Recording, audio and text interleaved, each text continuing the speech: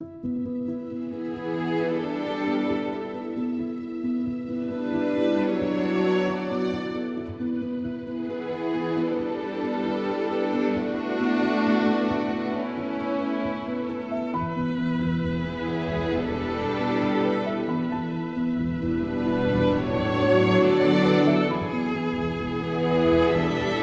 thinking not long ago that I was probably raised in the best of times, really. I mean, when I think about it, just to go back, okay, my father was from Poplar Bluff, Missouri.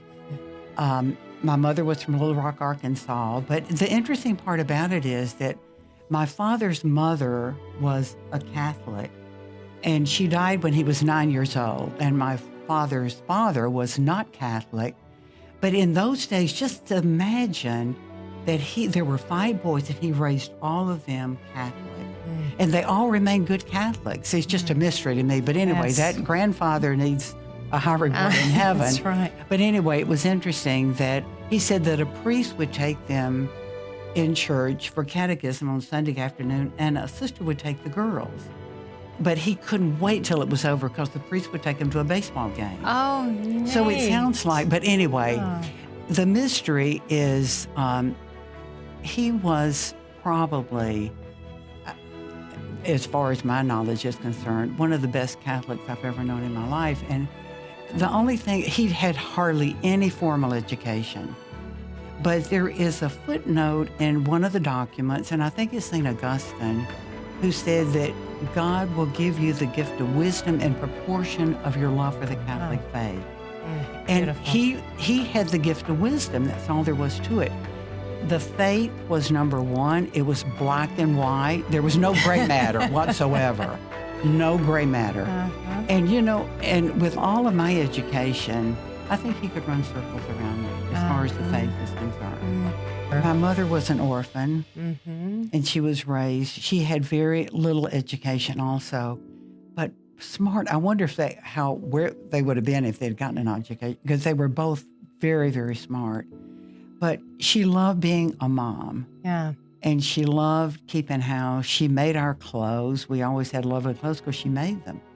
And but you know, I think just seeing her love, her fidelity of being a good mother. Yes. A good mother. And I can remember even when she was making my postulant outfit, I was just having such a good time the last, this is the last summer, I'm going to live it up this summer. She said, would you please try on, Mother, I just don't have time. I don't have time to try it on. Oh, my goodness. I must have been a pain we were both very rambunctious. A pain in the neck. My mother's maiden name was Leg, L-E-G-G. So the wedding announcement said the long leg marriage, you know. And we lived on Short Street. So anyway, that made quite a story. So, that's neat. But they both just were the greatest witnesses to me. And I think, like you say, they weren't ostentatious about their faith. I mean, we did not even say, because my father worked from 3 to 11, we didn't say the family rosary together. So once in a while, you know, I'd sit with my mother, but of course we were in boarding school. But our faith was not, it was just lived. My mother used to walk to Jackson, I think every 2 weeks long, and put $5 in a Christmas club. Anyway, I was raised in Jackson, Tennessee. At that time, it was a small town, but actually, I go back now, and it's grown into a large city, actually. You know, I was thinking, too, that my childhood, you know, To Kill a Mockingbird, it always reminds me of that neighborhood. We had our own Boo Radney. I kid you not. As children, there was a house around the block that it was a big house. And it had an upstory, a porch, and there were trees. It was always dark. You never saw anybody. We actually believed that a man lived in there that was half human and half frog. Did you run past it like Scout did? It was so scary, but so much fun. Of course, he didn't turn out. We never saw him, but we really believed that as children. That so we would just go by that house and think. But it was great. It was just great. So.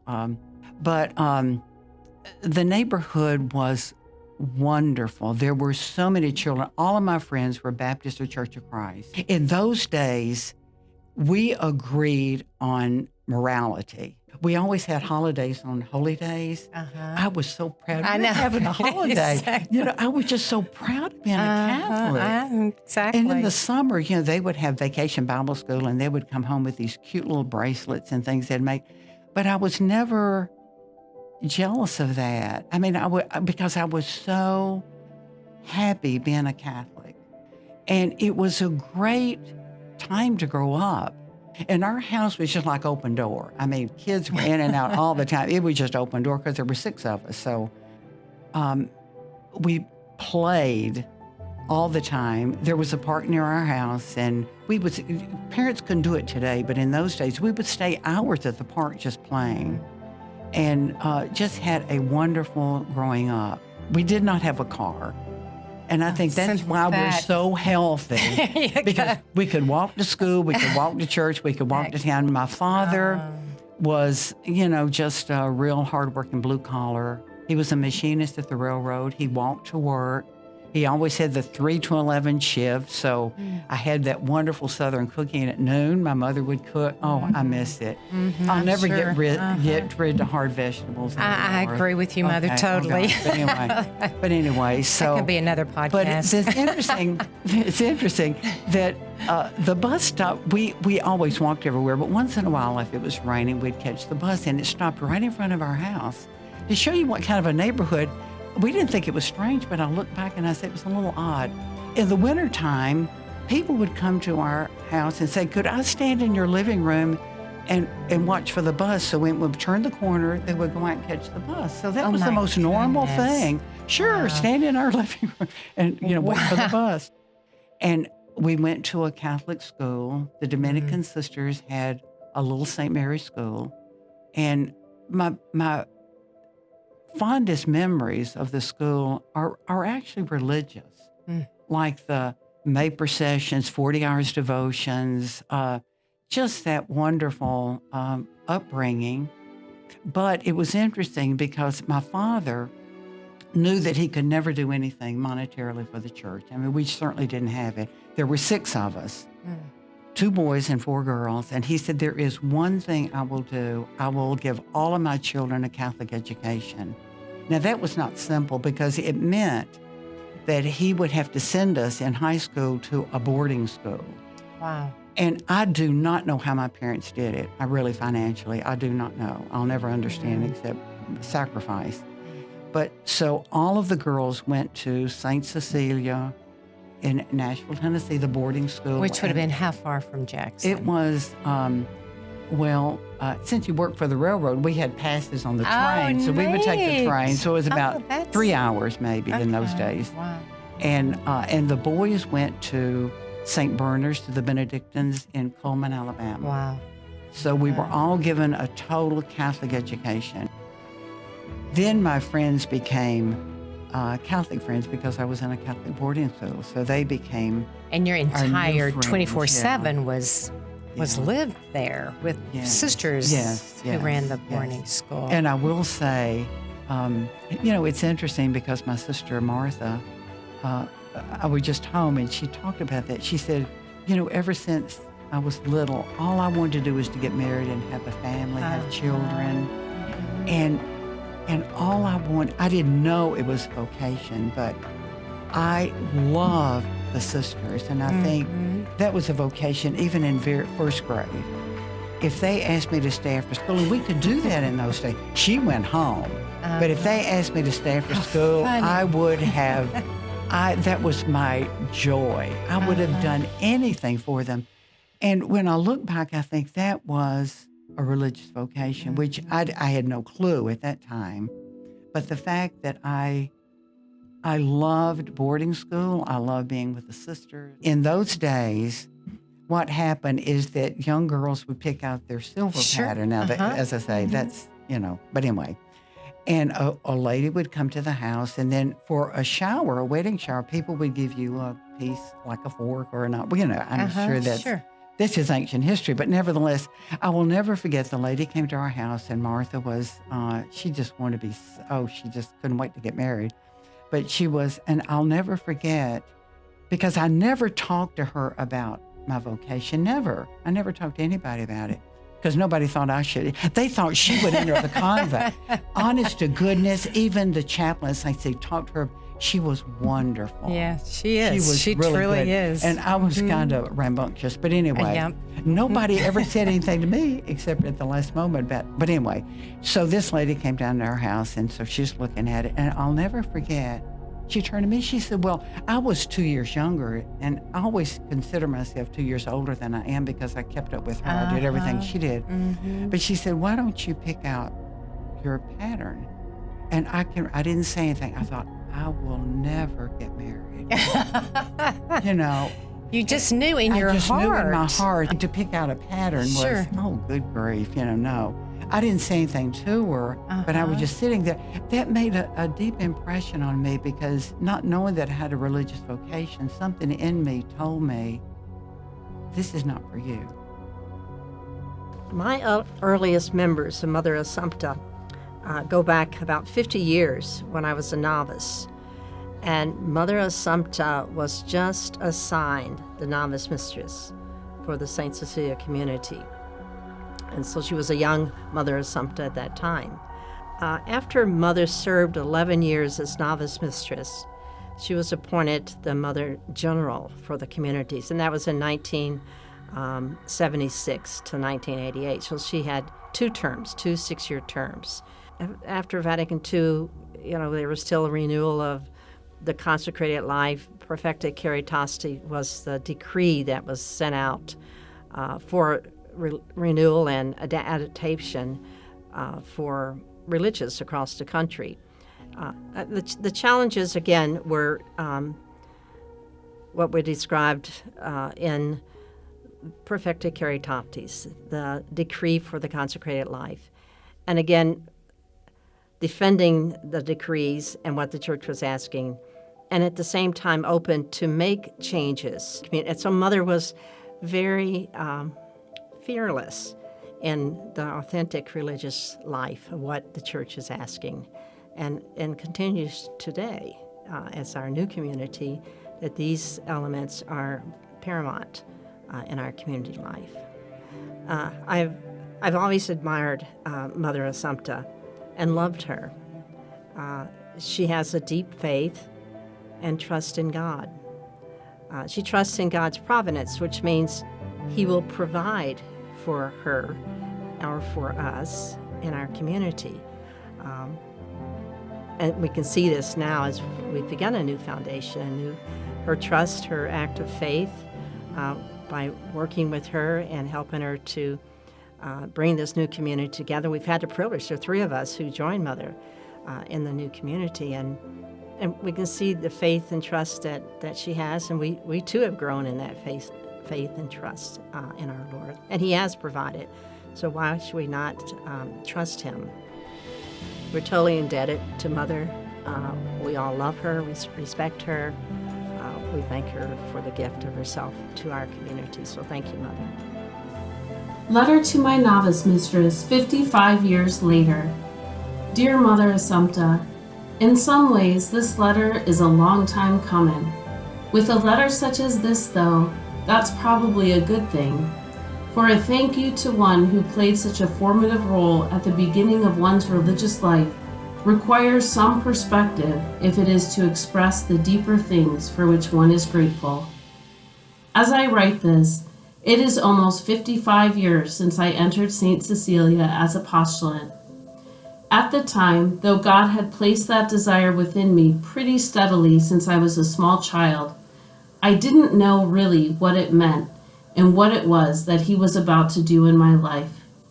And so, when the longed-for day finally came and I found myself at St. Cecilia, I was both excited and frightened as the mystery of it all slowly began to dawn on me.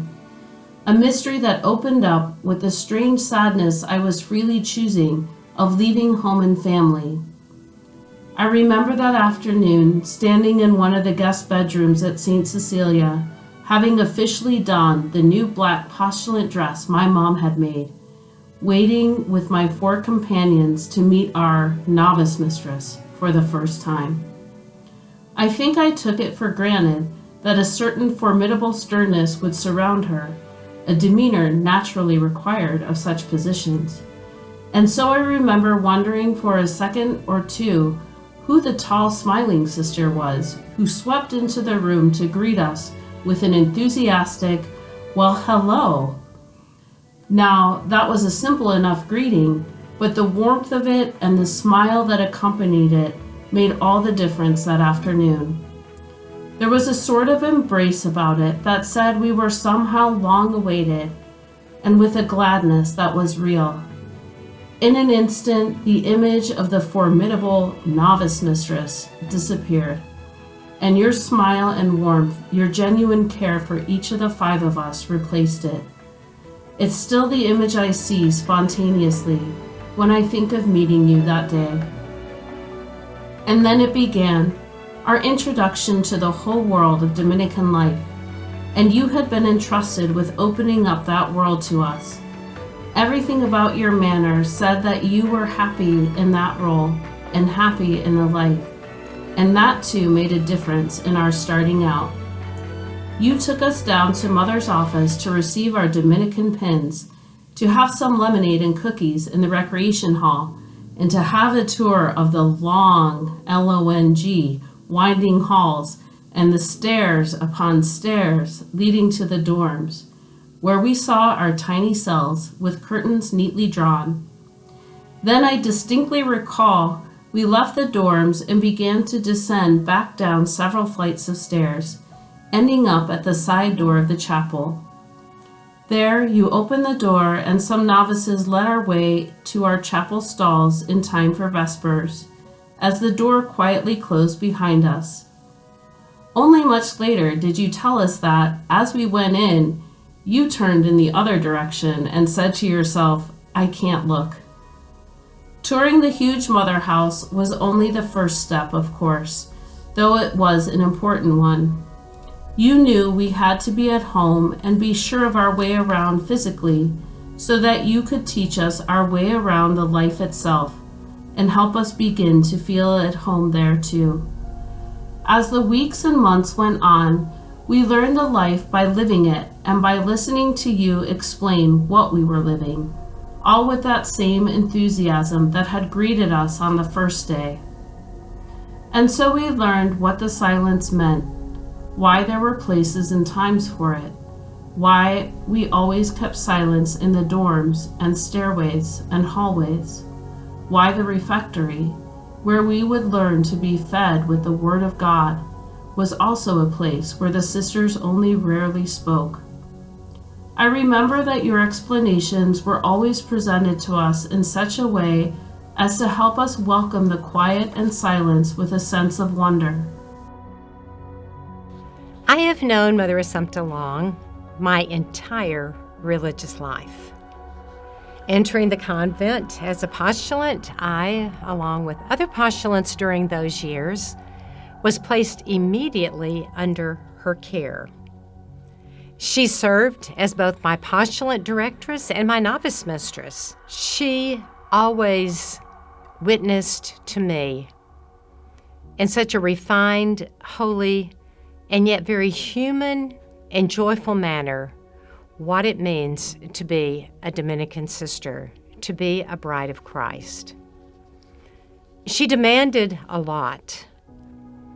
And I remember trying to give, but watching her, I knew I could always give more. She did, however, go. Eventually, she was sent to Rome to study and obtain her STL in Sacred Theology from the Pontifical University of St. Thomas Aquinas. And I remember really missing her. It was the first time the community had ever sent a sister abroad. But in those years, those 2 years in Rome, she frequently refers to them not only for everything that she learned and for the sights that she was able to see and take in and absorb of the brilliant church there in the Holy See of Rome, but also for friendships that she made there. One in particular that I certainly will mention because he mentions it constantly, and that is Cardinal Dolan of New York. And he always says with his grin, that he probably would not have passed his test at the Angelicum if it hadn't been for cheating on Mother's papers. True or not, brilliant in his own right, we certainly do know, he respected the holiness and the feminine goodness of Mother Assumpta. And one can only marvel and wonder at their combined wits when the two of them got together, and as I have many times witnessed, continue to get together on occasion. Mother Assumpta, Cardinal Timothy Dolan here. Remember me? Remember Rome back in 1972, 1973? Remember the proms and everything? We were young, we were carefree then. Anyway, I'm just here with Sister Mary Aquinas and Sister Maria. They clarified things because you had told me your 65th birthday was coming up, and I thought, wow, I didn't think she was that much younger than I was. And now they just explained it's your 65th anniversary of profession of religious life. So that makes a little bit more sense. You know how much I love you, how much I admire you, how much I appreciate you. We do go back, sisters, everybody listening. We go back, I think, Mother, it was either 72 or 73. I started at the Angelicum in 72. You were either with us from the beginning or you were a year ahead. I forget. But anyway, I got to know you and respect you there. And I really admired you there because I think you were the only sister that was there. It was kind of tough for you to be by yourself. I hope we were able to be of help and keeping in touch with you. I remember you'd always ask us to bring some peanut butter and some that tang. Remember that stuff that you'd mix in waters? And then, of course, the cartons of Marlboros and everything. I don't know if you're off that yet or not. But we really loved you and admired you and appreciated everything about you. And now, and then, of course, I've watched you grow, like you've watched me grow. But anyway, I've watched you and the tremendous impact that you've had on the Catholic family in the United States. I really believe this, and I've told you this before, and I say the same thing to Mother Agnes with our beloved Sisters of Life, and to Mother Lucille and Mother Claire of the great Franciscan Sisters of the Renewal. When the chapter is written on the history of the Catholic Church in the United States after the Second Vatican Council, you're going to get a lot of space. Because I think you were one of the genuine leaders in the authentic renewal of religious life in accordance with the Second Vatican Council. We don't need to get into the whole history. Maybe one day when I retire, when I reach your age, I will then, maybe I'll be able to write the history of post-conciliar Catholicism in the United States. And you and I can both remember, things went a little haywire for a while. And there were some brave religious women that stood up and say, thank God we're taking the council seriously. Thank God there's been a lot of renewal and change, but we don't want to throw the baby out with the bathwater. And the sisters I've mentioned, and you were one of the matriarchs, Mother, really came through. And a real spirit of humility called us back to really what the genuine reform of the Second Vatican Council entails. I admire you as well for your emphasis on Catholic education. Never, ever lose that. I'm here now in Rome with the bishops, and we're on our Ad Limina visit, and we were talking the other night about the need that we have for vocations to the priesthood. And one of the bishops said, and I thought, boy, this is extraordinarily insightful. He said, we give all these elaborate reasons why the number of vocations to the priesthood might be declining. And he said, I got a hunch. He said, nobody our age or above, which was probably 60 years of age or older, none of us would be priests were it not for the direct influence and encouragement of a woman religious in the classroom. And he said, now we don't have too many. And he says, I really think that's one of the practical reasons for the vocation shortage. And Mother, you're doing something about that. Your passionate commitment to Catholic education, that means the world to me. And number 3 would be your constant spirit of joy. Boy, oh boy, you've had some tensions in your life. You've had some tough decisions to make, but you never get crabby.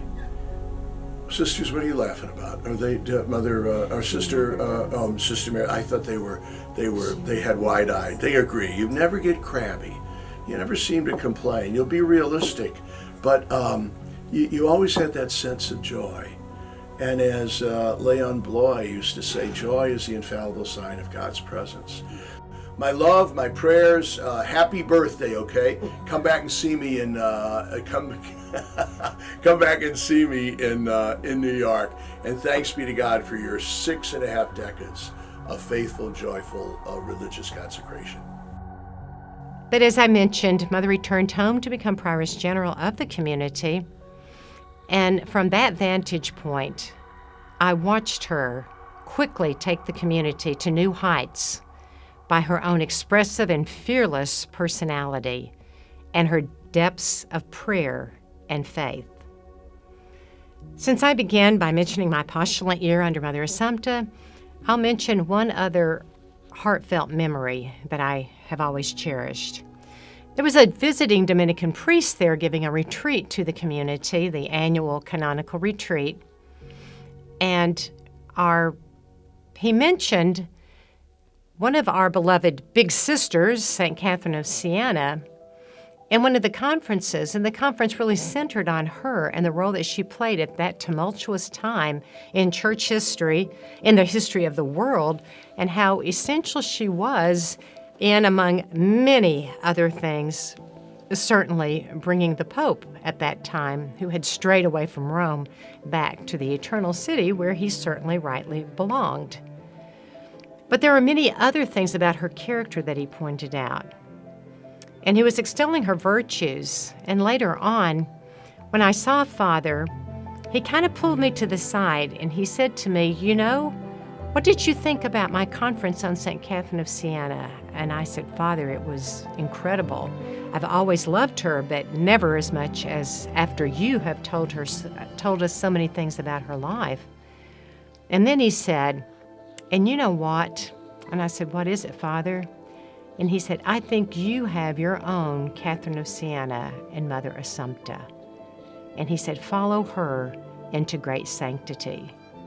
So, Mother, that's what I pray I am doing. Thank you for your leadership. We love you.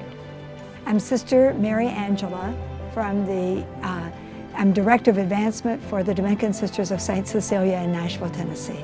Mother Assumpta has been a friend for over 60 years. I first met her when I was in high school, and there was a grade school associated with the high school, and she was teaching 2nd grade.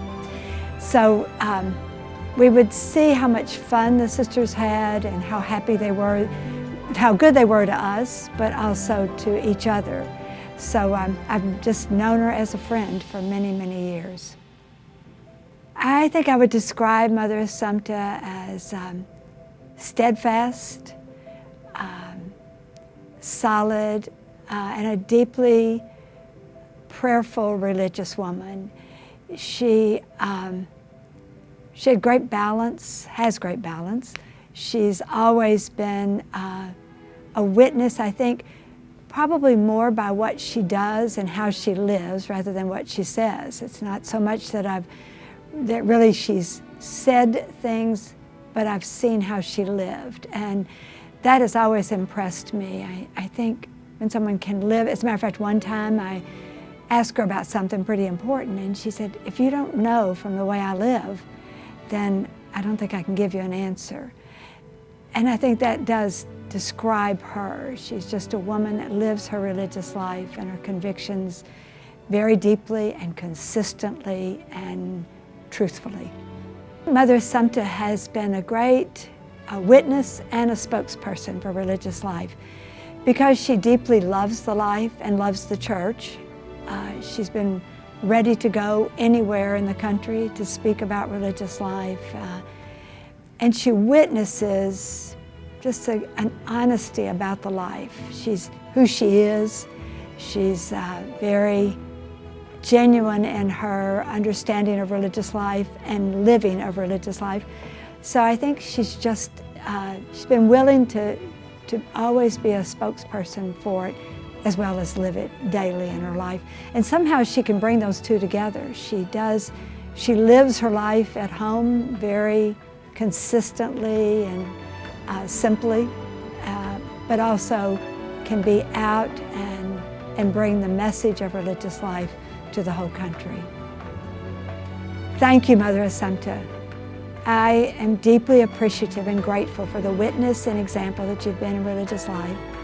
I've always known that God is first in your life, that He's the center of your life, that prayer is what animates you and keeps you going.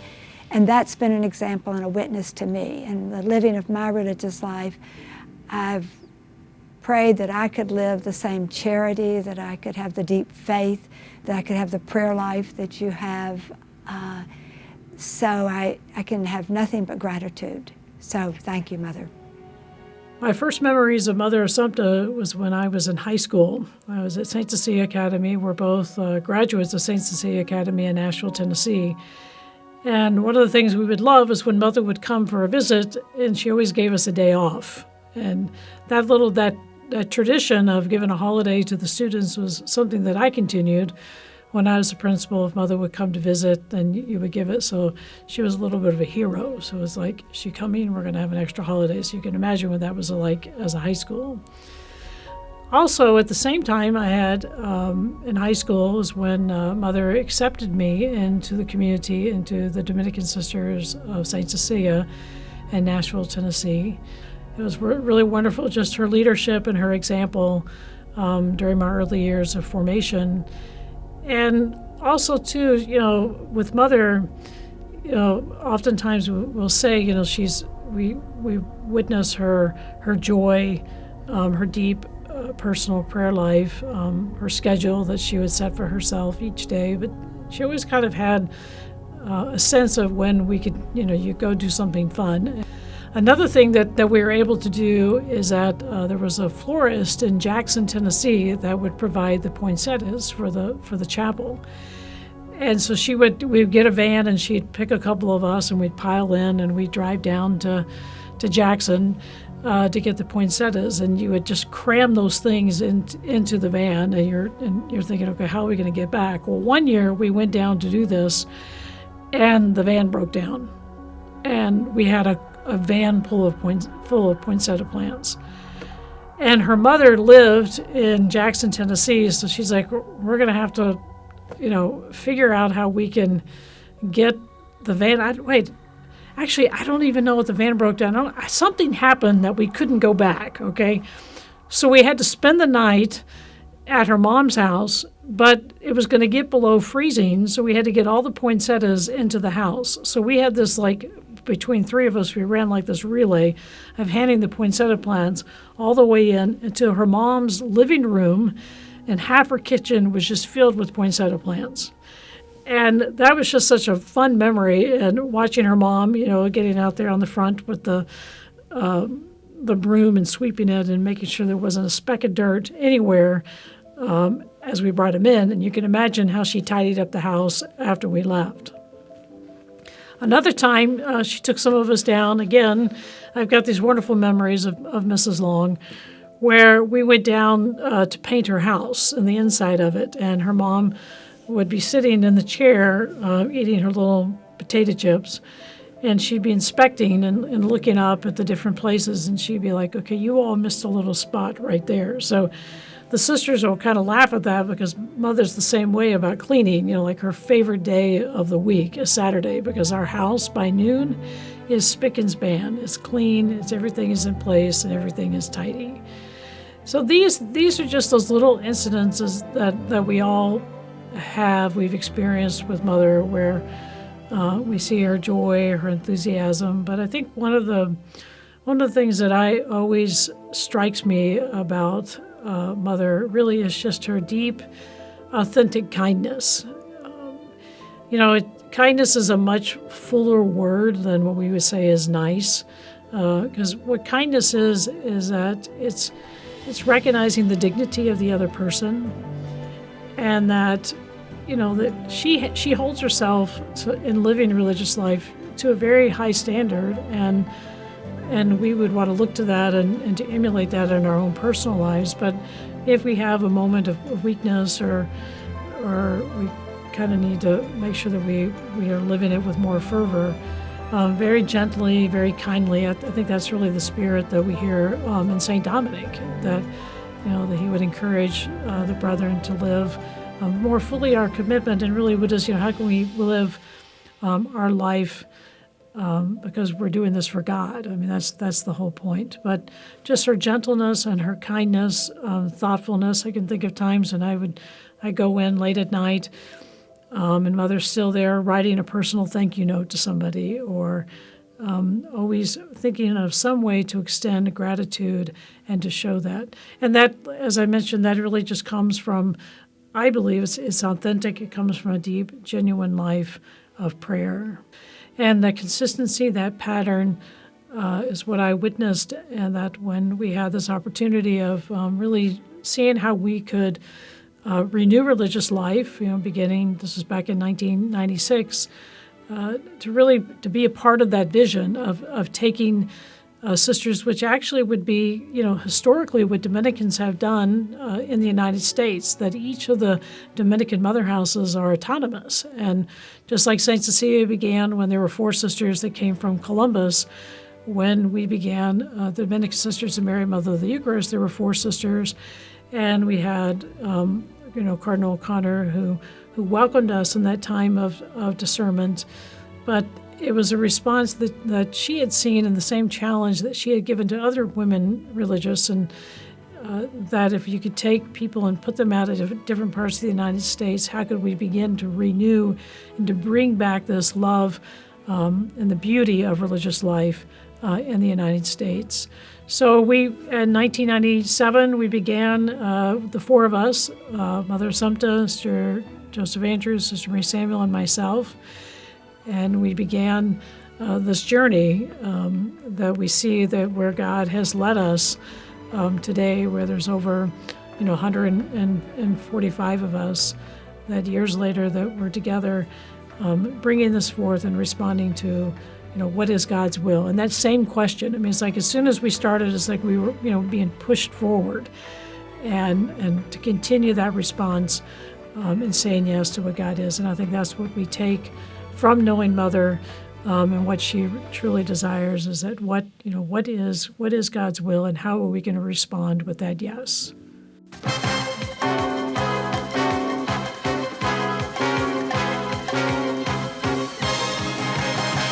Mother Angelica Live, brought to you from the Eternal Word Television Studios in Birmingham, Alabama. Tonight, Mother Angelica welcomes as her guest, Mother Assumpta.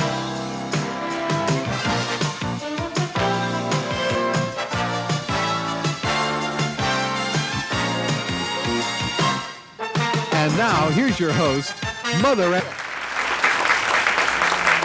Thank you.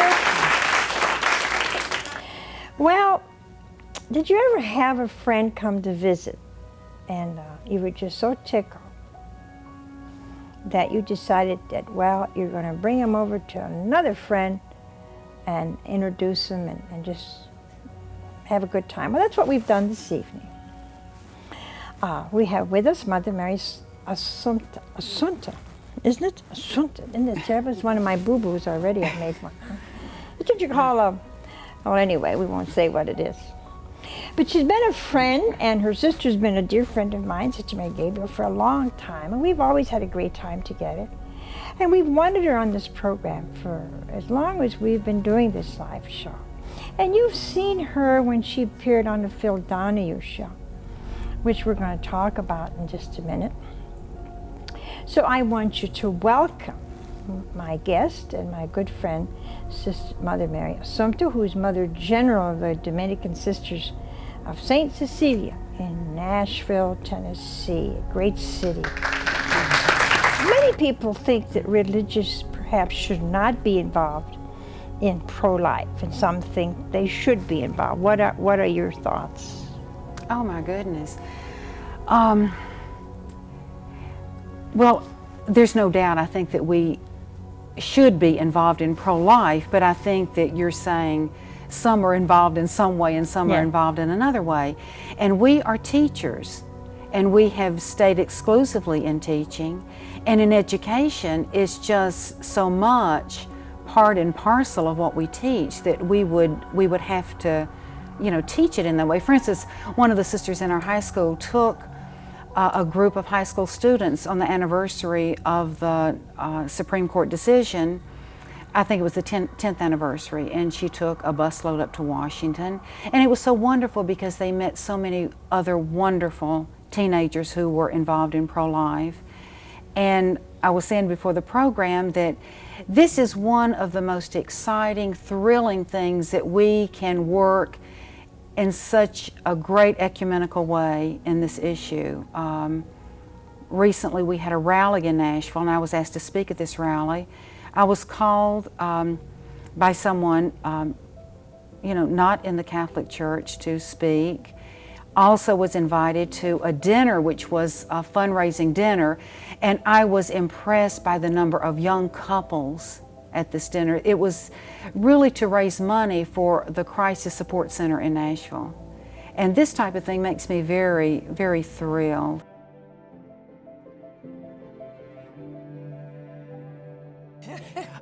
Well, I think the reason we went to New York is that I had helped Cardinal John O'Connor with the Sisters of Life. Yes. I had, in their initial, when they first began, they'd been established, I think, a year, and I went there. And it was one of the most wonderful experiences in my whole life because I worked so closely with the Cardinal. Not that we always agreed about, but it was wonderful working with him and seeing this new community that he loves so much. I think that was his number one priority. Because as busy as he was, and I didn't take advantage of this at all, but if I would ever call him about something or needed to talk to him, he was there. Yes. And I think he had the whole archdiocese, but he was just so, and they have certainly proven that, what a gift to the church they are, the Sisters of Life.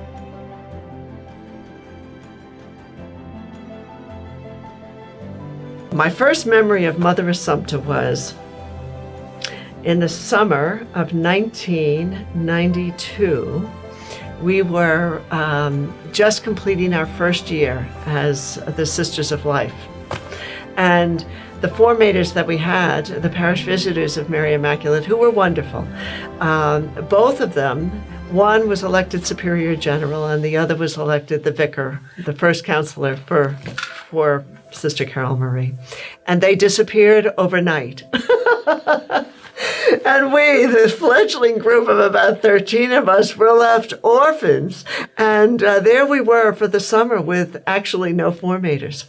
So we were living our lives as best we could. And what I do remember was reading. Now, I don't know what the Cardinal was thinking, but so he may have thought of this on his own also.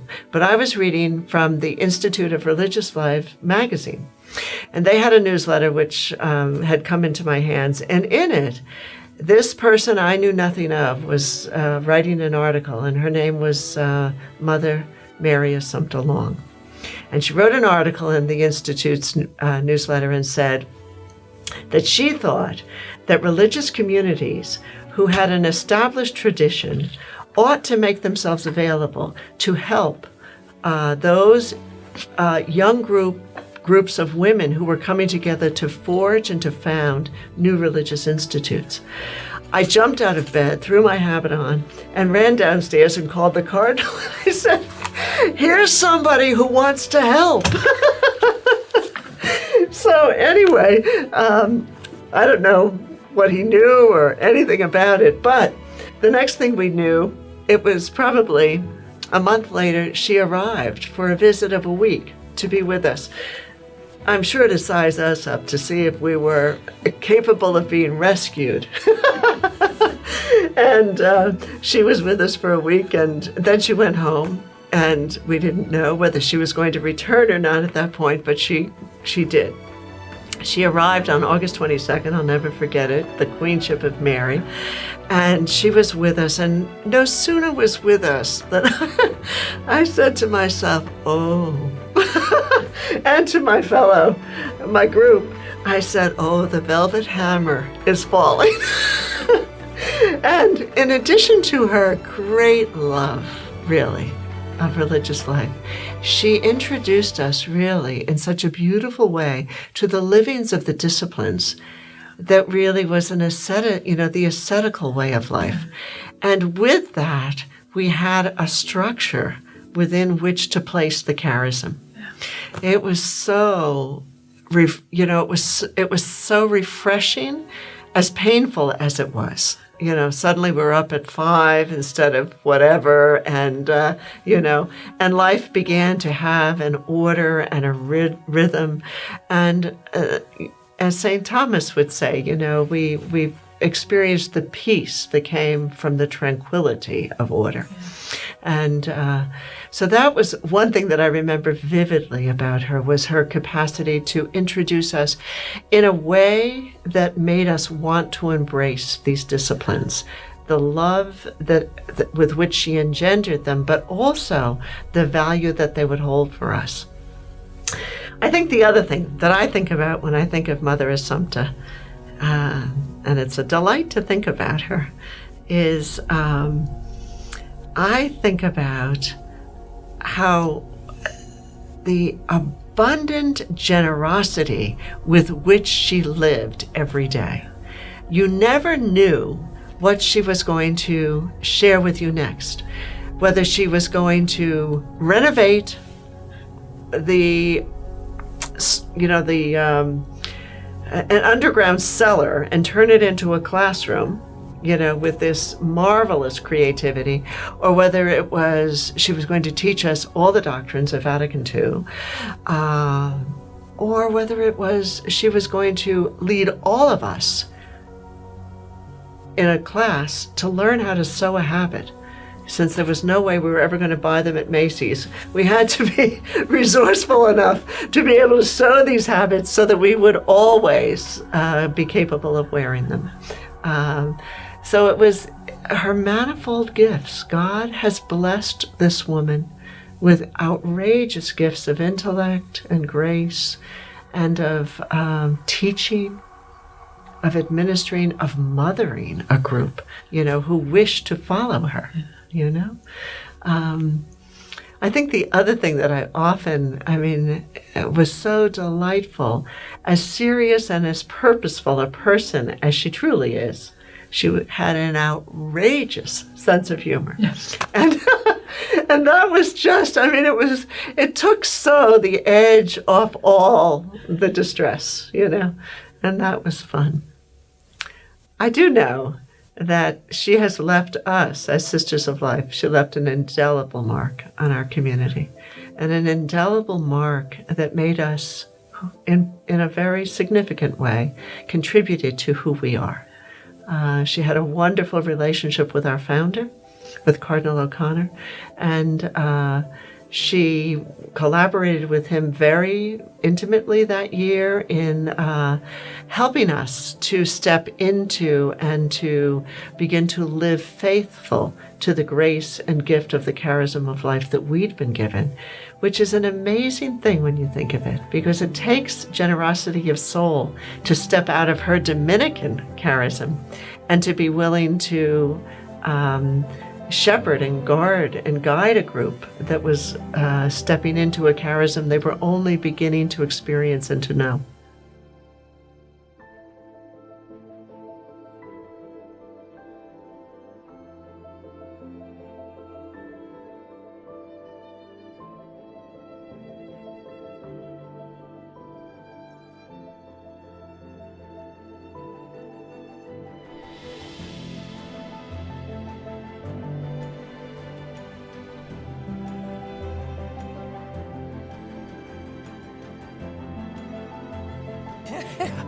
Well, I think the reason we went to New York is that I had helped Cardinal John O'Connor with the Sisters of Life. Yes. I had, in their initial, when they first began, they'd been established, I think, a year, and I went there. And it was one of the most wonderful experiences in my whole life because I worked so closely with the Cardinal. All you can say in your life that you hope that you always do God's will. Yes.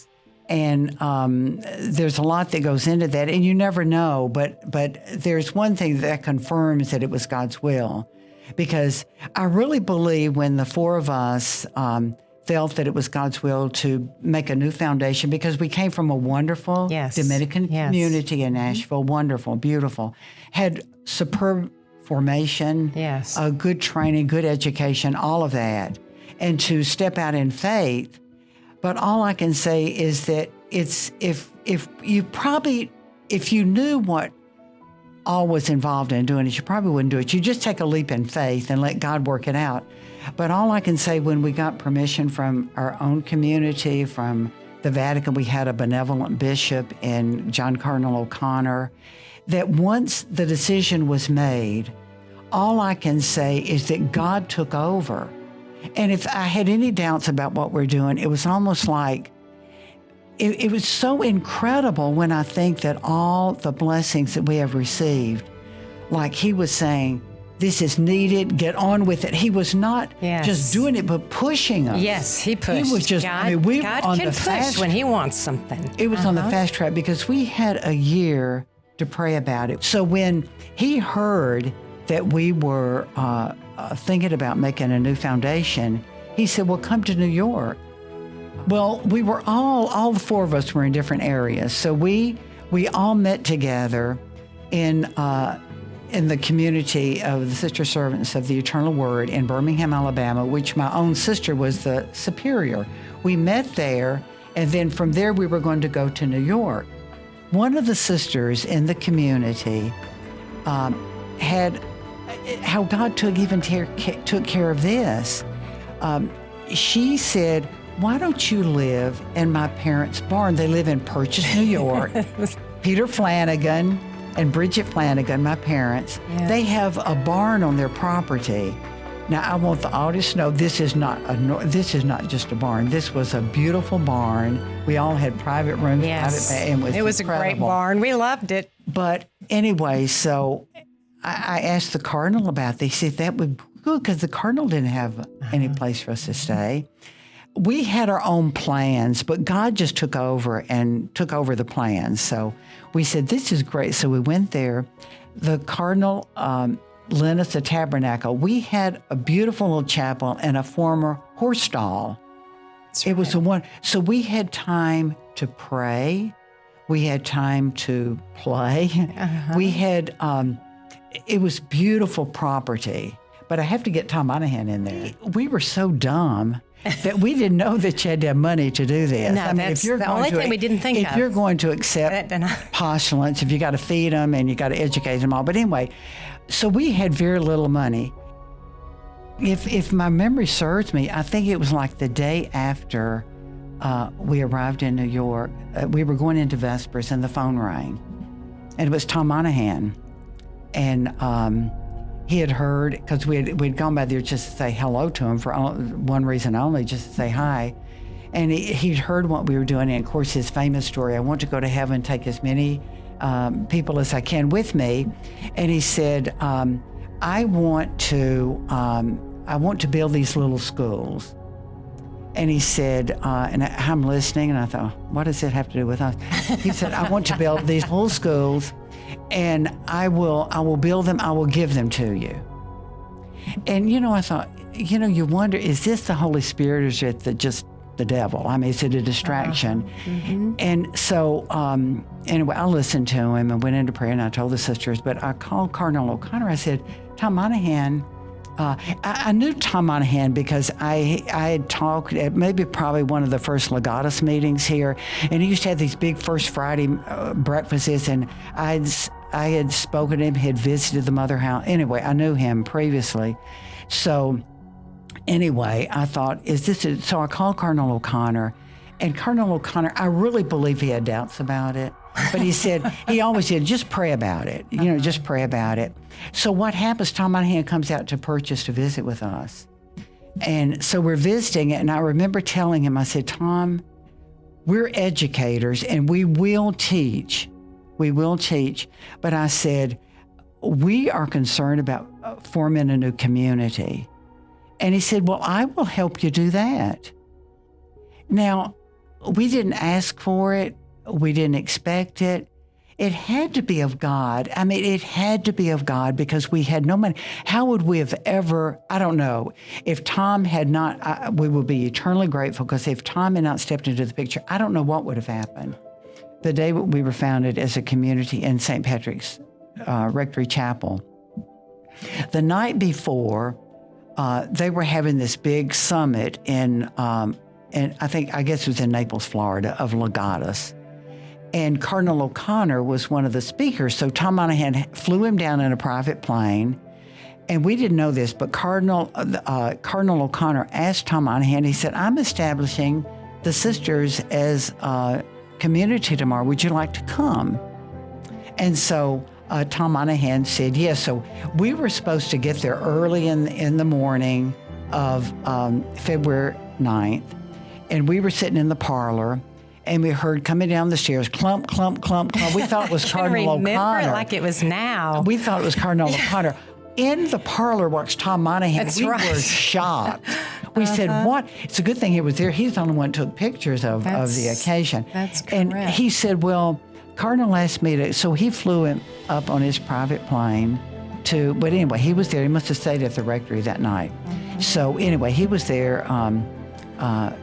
When Father Cesario, Father Romanus Cesario was there. So anyway, so we were established as this community in the private chapel. And then afterwards, Father Cesario and Tom Monahan took us out to breakfast. So, that's right. But something humorous also happened is that since Tom came from Florida, he did not have a coat. Cardinal O'Connor gave him one of his coats, and here is the millionaire going down the street. The sleeves were too short. Billionaire. Tom says he still has that coat. The first time I heard of Mother Assumpta was many years ago, probably in the late 80s. And George Gillette, I think he was from Nashville, told me about her. And he raved about her. I think she was running the Nashville Dominicans then, which was the fastest growing order in the country at a time when most orders were dying. And I remember correcting her on the pronunciation of her name, but he kept insisting it was Assumpta. I thought it was Assumption. So that was the first time I met her, and then I was on the board of the Institute of Religious Life, and they gave an award to her, which is the same award that they gave to Mother Teresa a year or so prior, and I thought, well, that's pretty good company, and so that's when I started to realize what a giant she was amongst women religious. And I believe I had her speak at one of our first Fridays. We used to bring in Catholic speakers from around the country for that. And probably for Legatus meetings also. But I don't remember specifically the very first time I met her. The first thing is her enthusiasm, incredible enthusiasm. She's so joyous, so constant smile, and of course her Tennessee accent was always obvious. Well, I was starting some small Catholic schools, and I had an idea for having a lot of them, particularly around the greater Ann Arbor area, about 20 some, and had started one and had more in the drawing board, but we needed somebody to run them. And so when I heard that she was starting a new order, and was not with the Nashville Dominicans anymore, I got a hold of her right away, and we talked about it, and I talked her into coming to Ann Arbor. Well, to start a religious order, and I think primarily for teachers, although I don't think she would ever say that's exactly what it was for. It was more like whatever God wants. But that's what it turned out to be, and I think that's an incredible need in the Catholic Church. And And I figured they'd staff the schools that we were going to build, and then from there do it all over the country. But it soon became apparent that they should focus more on building the order and not on running and staffing the schools. Well, what made them different was, first of all, their orthodoxy, wearing the habit, and Mother's track record with the National Dominicans was second to none. Well, I think it's one of the great movements in the Catholic Church in the United States from a result standpoint. They're in schools all over the country, and the order is growing, and they're sending out more and more sisters all over the country, and there's probably other orders that have started up or got invigorated because of her example, and the example of being totally faithful to the teachings of the Catholic Church. I was providing the funding to keep them going for a certain period of time with their living expenses and everything, and I couldn't believe how low their food costs were, and it finally came out that for Y2K, I went out and bought all kinds of barrels of this food that you can store for years, and barrels, and when Y2K wasn't the calamity we thought it would be, I gave that all to them, forgot all about it. And she said, "We've been living off that Y2K food for all these years." I'm Bishop Tom Daly from Spokane in Eastern Washington State. And Mother Assumpta, it is great to be able to offer you my prayers and congratulations. I remember when you first talked 8 years ago when you accepted the invitation to come to Marin Catholic. And sadly, I was named a bishop and had to leave. But your presence, your vision of the Dominican Sisters of Mary, Mother of the Eucharist, and the sisters you sent to Marin Catholic and continued a mission there are great gifts to the Church. Your witness, your courage, your faith, and above all, your trust in God continues to inspire young people and their families. And for that, Sister, Mother, you are a great gift.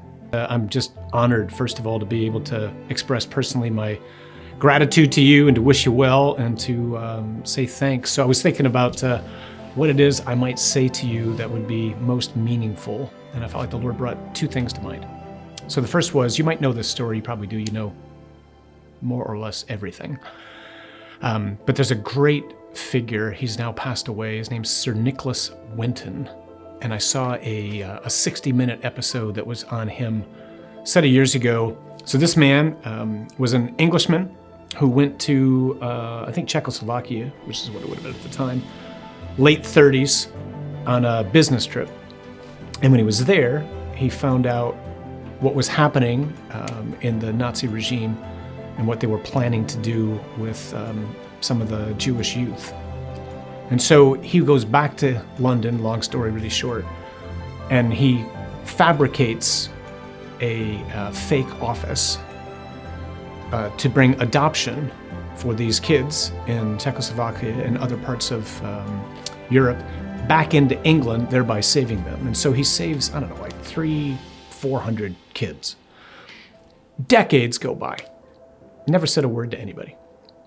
And one day, I think it was his wife who was cleaning the attic or something of that sort. And as she's cleaning the attic, she's opening up these foot lockers and she finds all these forged birth certificates and baptismal certificates of like scores of kids, right? And she walks down, she looks at Nicholas and says, "What are all these?" And he says, "Oh, I did some work in the war to help some kids who were in trouble." And so she sends all this to the BBC, and they end up doing this huge investigation. They find out this guy's responsible for literally thousands of people who are alive right now. And so they invite him to this event. And he's in this event, he's in a stadium or a theater. He's sitting in the front row, and they're just kind of honoring him and whatnot. And somebody at one point asks a question to one of the persons who's there and says, just tell us a little bit about yourself and who you are. And the person stands up and says, I was a refugee. I was rescued from Europe during the Nazi takeover of Czechoslovakia, and somebody made it possible for me to escape that. And here I am, and I'm married, and I've got 12 grandkids now and whatnot. And the host says, is there anybody else who's here today who's alive because of Sir Nicholas Winton? And the whole audience stands. And the host looks at Nicholas sitting in the front row and says, Nicholas, would you turn around and see the people who are alive because of you? And so this man turns around and everybody's standing and he just starts to bawl. I share that with you because as I think about you and give thanks to God for you, I think God's going to do something really similar with you. When that time comes for him to bring you home, whenever that is, I pray and I know he's just going to say, Mother, would you like to see all the fruit of your life, of a life that was consecrated to my son? And it is fruitful beyond all telling. Communities all over this country, people who've been impacted all over the church throughout the world, people who you have no idea have come to new life spiritually because of the community that you're such an instrumental part of. Marriages which are alive and still together because of your prayers. Bishops, priests, cardinals, who are still standing because of your encouraging, strong, forceful, Catherine-like words to them oftentimes. The impact is beyond anything that you can possibly fathom right now. And God in his kindness probably just doesn't let you see that because he wants to keep you humble. But I can't wait for the day when he shows you and you finally recognize and finally realize just how much fruit you have borne by being dedicated to him. So on behalf of the whole church, in a particular way on behalf of the community here in the state of Michigan and in the Plymouth and Ann Arbor area and all the lives that have been transformed because of your yes and your faithfulness and your love for Jesus, thanks. Second of all, I just want to say personally thanks. You have been a great inspiration to me as a man and as a priest. I find tremendous strength knowing that you pray for me, and I know you do. I have found great comfort in the times I've been able to stop by the Mother House out in Ann Arbor and either just do a retreat or pay a visit or hear from different sisters who I know have been praying for me, for the parish, for the work that we've been doing. Somebody told me when I was studying in Washington, D.C. As a young priest, don't ever forget that the religious communities, the sisters, are the spiritual backbone of the church.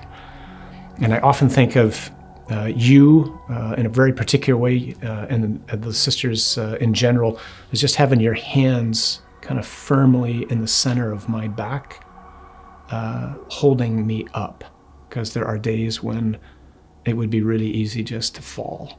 And so I just want to thank you for the witness that you are, the inspiration that you are to me personally, for the smiles that you always seem to have on your face, for the encouraging, strong, challenging words that you have uttered to so many people in the church and to me, and to say thanks. So may the Lord bless you. May you know how deeply loved you are. May Our Lady wrap you in her mantle.